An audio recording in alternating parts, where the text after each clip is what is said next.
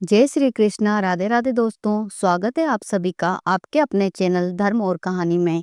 आज हम आपको बताने जा रहे हैं जल झूलनी एकादशी व्रत के बारे में। इस वीडियो में हम जानेंगे जल झूलनी एकादशी कब है, इसकी पूजा विधि क्या है, व्रत कथा क्या कहती है और इस दिन कौन सा दान करने से अपार पुण्य मिलता है। मान्यता है कि इस व्रत को करने से मनुष्य को मान, प्रतिष्ठा, धन, वैभव और अंततः मोक्ष की प्राप्ति होती है। तो आइए शुरू करते हैं इस पावन कथा और व्रत के महत्व के साथ। भाद्रपद माह के शुक्ल पक्ष की एकादशी तिथि को परिवर्तनी एकादशी के नाम से भी जाना जाता है। इस एकादशी के और भी अन्य कई नाम हैं, जैसे जल झूलनी एकादशी, वामन एकादशी, पद्मा एकादशी, जयंती एकादशी और डोल ग्यारस। पौराणिक मान्यताओं के अनुसार भगवान विष्णु अपनी योग निद्रा के दौरान इस दिन अपनी करवट बदलते हैं, इस कारण इसे परिवर्तनी एकादशी कहा जाता है। अब जानते हैं जल झूलनी एकादशी कब है। इस वर्ष जल झूलनी एकादशी व्रत 3 सितंबर 2025 बुधवार के दिन किया जाएगा। परिवर्तनी एकादशी का महत्व। हिंदू धर्मशास्त्रों के अनुसार जल झूलनी एकादशी का व्रत बहुत ही उत्तम व्रतों में से माना जाता है। ऐसा कहा जाता है कि इस दिन का व्रत करने से जातक को वाजपेयी यज्ञ के बराबर पुण्य फल प्राप्त होता है।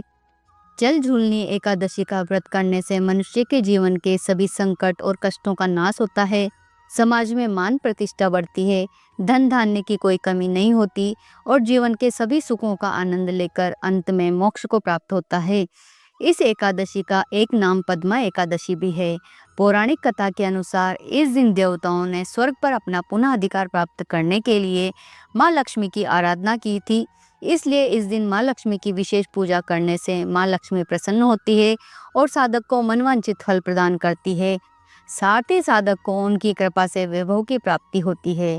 इस एकादशी पर भगवान विष्णु के वामन अवतार की पूजा करने का विधान है। इस दिन भगवान के वामन अवतार की पूजा करने से जातक के सभी पापों का नाश हो जाता है और उसको वैकुंठ की प्राप्ति होती है।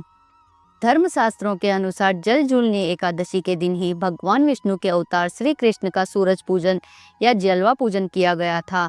इस प्रकार उनके जन्म के बाद यह पहला धार्मिक संस्कार था। यह भी कहा जाता है कि इस एकादशी का व्रत करने से ही जन्माष्टमी का व्रत पूर्ण होता है। जो भी जन्माष्टमी का व्रत करता है उसे जल झूलनी एकादशी का व्रत अवश्य करना चाहिए, तभी उसका जन्माष्टमी का व्रत पूर्ण होता है।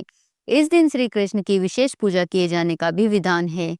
इस एकादशी का एक नाम डोल ग्यारस भी है। राजस्थान, मध्य प्रदेश और कुछ राज्यों में इस दिन भगवान विष्णु और माता लक्ष्मी का बहुत सुंदर श्रृंगार किया जाता है और सुंदर सजे धजे डोले में बिठाकर उनकी सवारी निकाली जाती है। इसलिए इसे लोग डोल ग्यारस के नाम से भी जानते हैं। हिंदू मान्यता के अनुसार इस एकादशी का व्रत विधि विधान और पूर्ण श्रद्धा भक्ति से करने वाले मनुष्य को मोक्ष की प्राप्ति होती है। एक कथा के अनुसार भगवान श्री कृष्ण ने इस एकादशी के व्रत के महात्म्य के विषय में धर्मराज युधिष्ठिर को बताते हुए कहा था कि जो भी भक्त इस एकादशी का व्रत करता है और पूजन में भगवान विष्णु को कमल का पुष्प अर्पित करता है, उसे अंत समय में प्रभु की प्राप्ति होती है, उसे उनका सानिध्य जरूर प्राप्त होता है। इस एकादशी का व्रत और पूजन करने से भक्त को त्रिदेव एवं त्रिलोक पूजन के समान पुण्य प्राप्त होता है। अब जानते हैं जल झूलनी एकादशी व्रत और पूजन की विधि। अन्य एकादशियों की तरह ही जल झूलनी एकादशी का व्रत भी एक दिन पूर्व यानी दशमी तिथि की रात से ही प्रारंभ हो जाता है। जातक को दशमी की रात्रि से ही ब्रह्मचर्य का पालन करना चाहिए और सात्विक जीवन जीना चाहिए। एकादशी के दिन प्रातःकाल जल्दी उठकर स्नान आदि नित्य क्रिया से निवृत्त होकर स्वच्छ वस्त्र धारण करें। फिर पूजा स्थान पर एक चौकी बिछाकर उस पर भगवान विष्णु के वामन अवतार की प्रतिमा स्थापित करें। एक कलश में जल भरकर स्थापित करें। पूजा की थाली लगाएं। उसमें रोली, मौली, अक्षत, फल, फूलमाला, कमल के फूल, दूध, दही, घी, शहद, इत्र, चंदन, तुलसी, जनेऊ आदि रखें। भगवान की प्रतिमा के समक्ष बैठकर हाथ में जल लेकर जल झूलनी एकादशी के व्रत का संकल्प करें। भगवान विष्णु के वामन स्वरूप का पंचामृत से अभिषेक करें। धूप दीप जलाकर भगवान विष्णु के वामन स्वरूप की पूरे विधि विधान के साथ पूजन करें। रोली चावल से तिलक करें, मौली चढ़ाएं, जनेऊ चढ़ाएं, वस्त्र अर्पित करें, फूलमाला चढ़ाएं, कमल के फूल अर्पित करें। अगर आप पूजन नहीं कर सकते तो आप किसी योग्य पंडित के द्वारा भी पूजा करवा सकते हैं।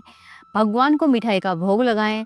फिर भगवान विष्णु के वामन अवतार की कहानी कहें या सुनें और फिर विष्णु सहस्त्रनाम का पाठ करें। इस दिन माँ लक्ष्मी के विशेष पूजन का भी विधान है। विधि विधान से माँ लक्ष्मी की षोडशोपचार पूजन करें और भोग लगाएं। फिर लक्ष्मी अष्टोत्तर स्तोत्र का पाठ करें। ऐसा करने से माँ लक्ष्मी शीघ्र प्रसन्न होती है और अपने भक्त को अकल्पनीय धन वैभव प्रदान करती है।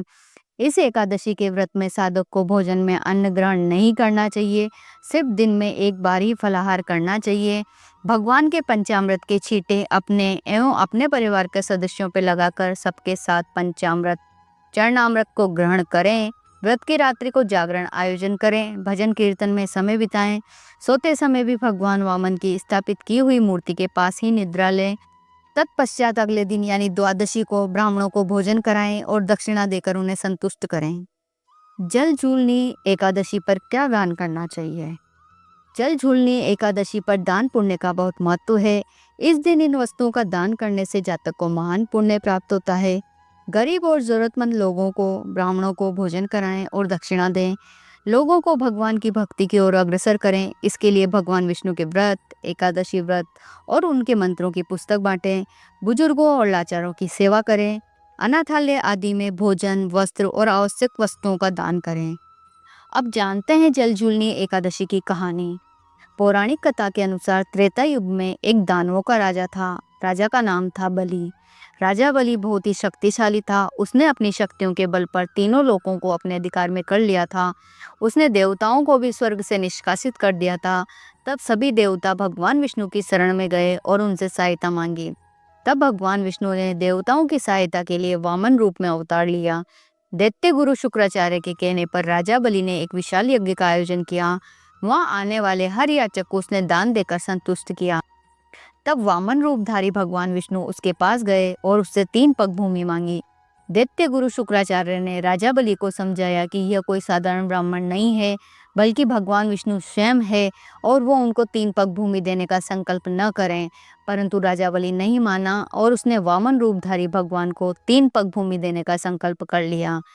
तब भगवान ने विराट रूप धारण करके एक पग में पूरी पृथ्वी, आकाश और समस्त दिशाओं को ढक लिया और दूसरे पग में स्वर्ग आदि सारे लोकों को ढक लिया। उसके बाद राजा बलि से पूछा कि अब तीसरा पग कहाँ रखूं? तब राजा बलि ने उससे कहा कि आप तीसरा पग मेरे शीश पर रखो। उसकी संकल्पबद्धता और भक्ति देखकर भगवान ने उससे वर मांगने को कहा।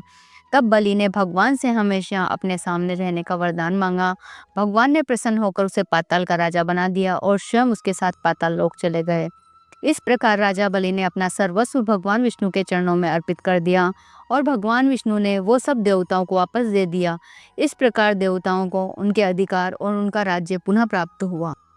तो दोस्तों, जल झूलनी एकादशी का व्रत न केवल भक्ति और श्रद्धा का प्रतीक है, बल्कि यह हमें जीवन में समृद्धि, शांति और मोक्ष का मार्ग भी दिखाता है। यदि आपको ये जानकारी पसंद आई हो तो वीडियो को लाइक करें, अपने प्रियजनों के साथ साझा करें और हमारे चैनल धर्म और कहानी को सब्सक्राइब करना न भूलें। हम इसी तरह आपके लिए लाते रहेंगे धर्म, अध्यात्म और प्राचीन कथाओं से जुड़ी खास जानकारियाँ। तो मिलते हैं अगले वीडियो में। तब तक के लिए जय श्री कृष्णा। राधे राधे।